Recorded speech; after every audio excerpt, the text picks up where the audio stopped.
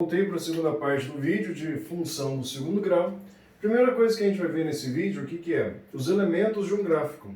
Lembra, pessoal, ó, que esses pontos que interceptam o eixo x, esse aqui, ó, o x' e o x duas linhas, a gente chama esses pontos de raízes da minha função.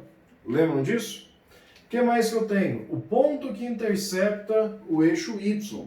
É sempre o termo independente da minha função. Se uma função do segundo grau eu posso escrever do jeito f de x igual a x ao quadrado mais bx mais c, então o que eu posso fazer, pessoal? Eu posso pensar assim, ó, se isso daqui é o a, b e o c é uma função do segundo grau, tudo é x ao quadrado, o que eu tenho? O termo independente é o c. Então o termo que fica aqui, vamos fazer de verdinho para manter o padrão, isso daqui é o C, tudo bem? E o que mais que eu tenho? Eu tenho um ponto aqui, pessoal, olha que chique, ó, isso é chique, ó, isso é chique. É o ponto de inflexão da parábola. O que significa?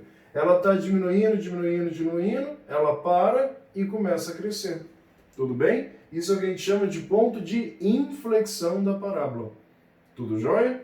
Então, ó, o que a gente vai fazer? Isso é o vértice. Como que eu faço para calcular esse vértice, né? Esse x do vértice e esse y do vértice. Porque, lembra, todos os pontos do meu gráfico têm x e y. Todos eles têm.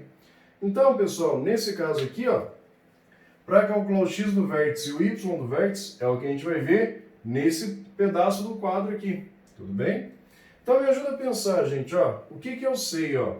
Ponto que intercepta o eixo x, as raízes. Termo independente, onde intercepta o eixo y. E o vértice, onde eu tenho que é o x e o y do vértice. O que mais que eu preciso lembrar? Lembra que quando o delta é maior do que zero, delta igual a zero, e o delta menor do que zero, eu tenho algumas características das raízes. Lembram disso? Então, olha aqui, pessoal. Se o delta é maior do que zero, delta maior do que zero, é o que eu tenho aqui, ó. Significa dizer que as minhas raízes, elas são diferentes. O x' é diferente do x duas linhas, ó. Eu tenho dois pontos distintos, tá bem? E agora, ó, delta igual a zero. Delta igual a zero significa dizer que eu tenho duas raízes e elas são iguais. Delta menor do que zero. Significa dizer o que para a gente, pessoal? Significa dizer que não existe x pertencente aos reais. Tranquilo? E agora, como que eu faço para calcular o vértice? Reparem vocês, pessoal. Eu tenho ó, a parábola com a concavidade para cima, eu tenho a parábola com a concavidade para baixo. O que eu vou fazer? Ó? Eu vou pensar no seguinte, ó. Se eu pego aqui, esse é o vértice. Repara, ela está diminuindo, diminuindo, diminuindo, para e começa a crescer. Aqui, ó, está crescendo, crescendo, crescendo, para e começa a diminuir, diminuir, diminuir. Então, pessoal, ó, o que eu sei? Eu sei que esse daqui é o x do vértice, esse é o y do vértice. Mesma coisa, ó, x do vértice, y do vértice. Não vale, né? A gente está aqui mesmo, não é demais falar que esse é o eixo x, esse é o eixo y. Esse é o eixo x, esse é o eixo y.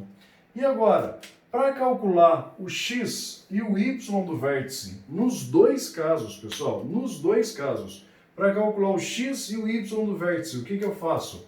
Vou fazer assim, ó, o x do vértice é menos b sobre 2a. O que mais? O y do vértice. O y do vértice menos delta sobre 4a.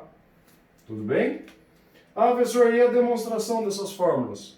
Depois, se vocês quiserem, eu posso até fazer a demonstração, caso queiram, né? E tem outra maneira para resolver sem ser as fórmulas. Nos exercícios, eu vou mostrar como que faz para resolver sem essas fórmulas. Tudo bem, pessoal? Tranquilo até aqui? Então essa é a parte 2 do nosso vídeo.